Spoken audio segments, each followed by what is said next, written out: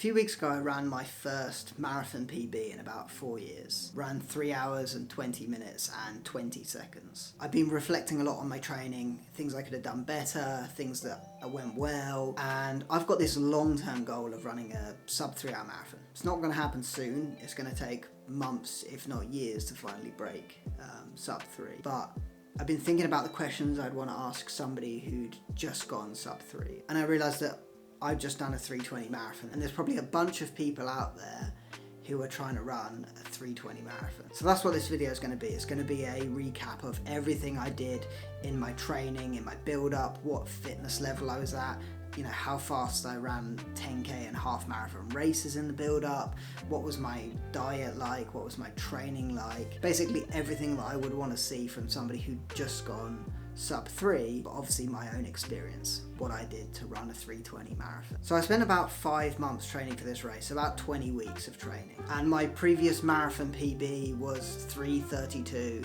from when I ran Brighton in 2019. And so there was a massive gap between my previous marathon PB and this race. And on the race day I ran 3 hours, 20 minutes and 20 seconds. And I think the best indicator of where I was fitness-wise going into this race is my recent PBs in the build-up to this race. So in November I ran a half marathon and I ran a PB at that race, and I finished it in 1 hour, 30 minutes and 28 seconds, and that was Goodwood half marathon. And that was a massive PB for me, like my previous was like 1:35. And that half marathon was 12 weeks before the marathon. And then 5 weeks before the marathon, I ran a 10k PB, and that was a 40 minute and 13 second 10k at Stubbington 10k.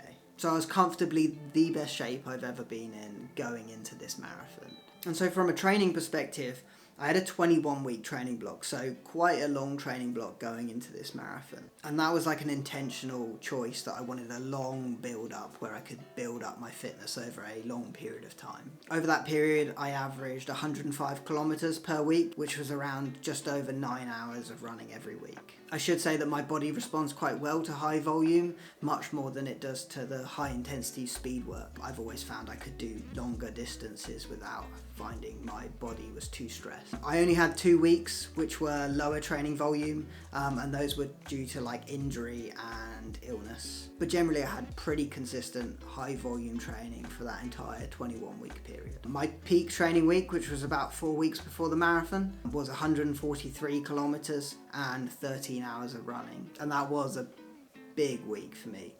I definitely felt it afterwards. That wasn't something that I found a comfortable amount of running. So sessions, I kept to my standard structure of Tuesday track session, Thursday threshold session, Sunday long run, 2.5 hour long run with marathon pace session, and the rest of the week was mostly double days with a 30-minute in the morning and either 30 minutes or an hour in the afternoon. Essentially I was building up to a 12-hour week where I'd do 2 hours on a Wednesday, 2.5 hours on a Sunday, and the rest of the week was all hour and a half double days. This is the first time I've done back-to-back training for a long period of time. Previously I'd always had 1 day off a week, which was typically my Wednesday day off, but this was the first time I'd tried not taking a rest day in my training, and actually I found my body responded to it pretty well. I didn't find that I was overstressing my body by not having a day off. My Tuesday track sessions typically were 800 repeats. It changed week on week, but that was the standard session we do. 800 repeats off 90-second recovery, and typically around my 3 to 5k pace, which for me at the time was about 350 minutes per kilometer. Threshold Thursdays were always longer reps, so something like 4 by 5 minutes or 3 by 10 minutes at a threshold pace, which is around somewhere between 10k and half marathon pace, again off 90-second recovery. And sometimes we do hill sessions afterwards, so something like 6 to 8 by 40-second hill reps with a 90-second recovery. Threshold for me at the moment and during this training block was somewhere between 4 minutes and 5 seconds or 4 minutes and 10 seconds per kilometer pace. So my Sunday long runs always were 2.5 hours. I didn't go any longer than that, which is unusual for me. Typically in my previous marathon training blocks, I'd always done longer long runs, something like 3 hours and 3.5 hour long runs. But I kept these ones to 2.5 hours. I quite often did a marathon pace session during those long runs, so I think I built up slowly the amount I was doing at marathon pace during the long runs, but my peak one was a 20k marathon paced run with a warm up and cool down to make it 2.5 hours, which was a big session for me, and I definitely felt it after that run. It's probably the point where I should have realised that the pace I was targeting wasn't as comfortable and easy as it should have been, but yeah, that was my peak long run for the marathon. Now my taper for this marathon wasn't perfect. About 10 days out from the race I got an injury. It recovered within about 3 or 4 days, but it did mean that I had to take a much more aggressive taper, and I think going into the race I didn't feel as fresh as I would have liked to, just because I had such a low amount of training in the 2 weeks leading up to the race. Probably not a big deal, but I think psychologically it definitely put me on the back foot.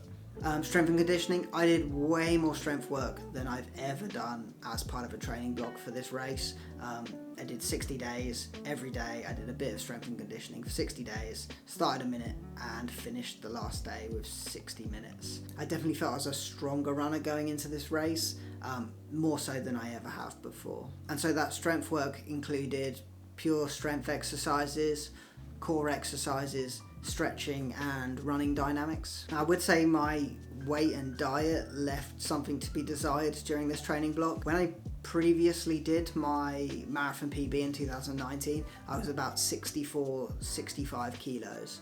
And when I did this race, this marathon PB, I was closer to about 75, so carrying about 10 kilos of extra body fat. And I'm about 5'10", so I'm not saying that I was overweight, but I definitely felt that I could have been leaner as a runner, and it would have made a significant difference from a performance perspective. I've been speaking to a nutritionist since the race, and what I've understood is for most of the days of the week I was under fueling quite significantly, and then my energy levels would drop and I'd get to the weekend and I'd overeat on unhealthy foods, and as a result I was putting on weight despite the fact that most days I was under eating. So definitely something to improve for next time, but I didn't have a significant focus on my diet during this training block. So I think gauging your marathon pace is one of the hardest things about racing a marathon.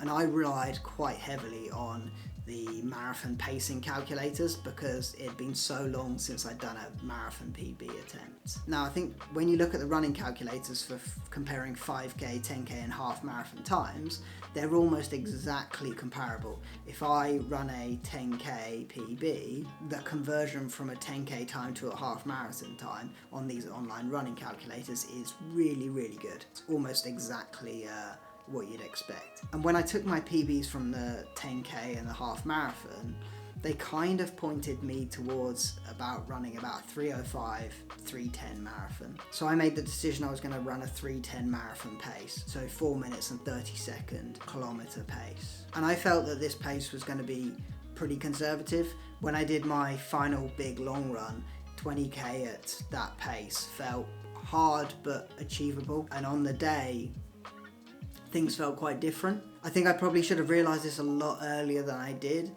but I'd say probably by 10k that pace was feeling a lot less comfortable than it probably should have. I did feel like I was working quite a lot, and by the time I got to halfway I was definitely flagging way earlier than I should have.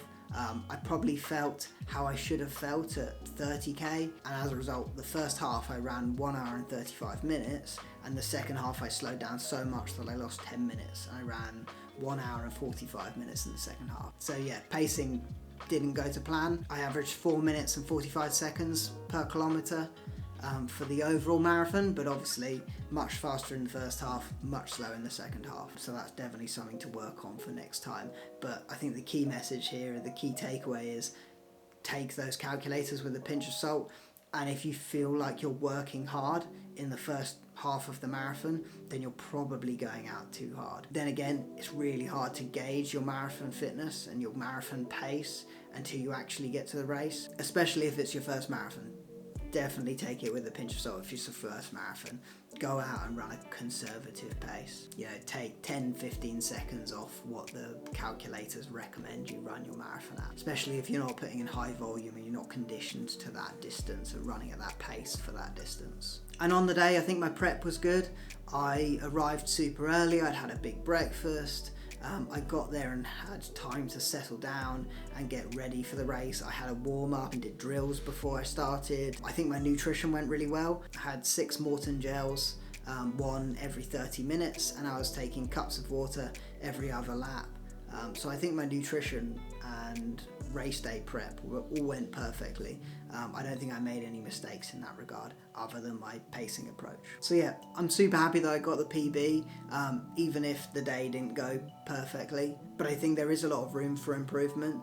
I think for the next time, the 2 big things that I'm going to try and improve. The first one is pacing. I think now I've got a much better feel for what my marathon pace actually is. I think if I now did a marathon, I'd probably aim for about 4:40 per kilometre to start off with, and then if I felt better towards the end, then I would try and do a negative split. But yeah, I do think I went out too hard in the marathon on the day. And the second thing, I'm going to make a big effort now to drop that excess weight, to try and lose that 10 kilos that I've put on over the last year. Yeah, hopefully being a bit leaner and having a better pacing approach will help me convert to some faster times. Cool, well, yeah, hopefully that was useful, especially if you're training for a 3:20 marathon.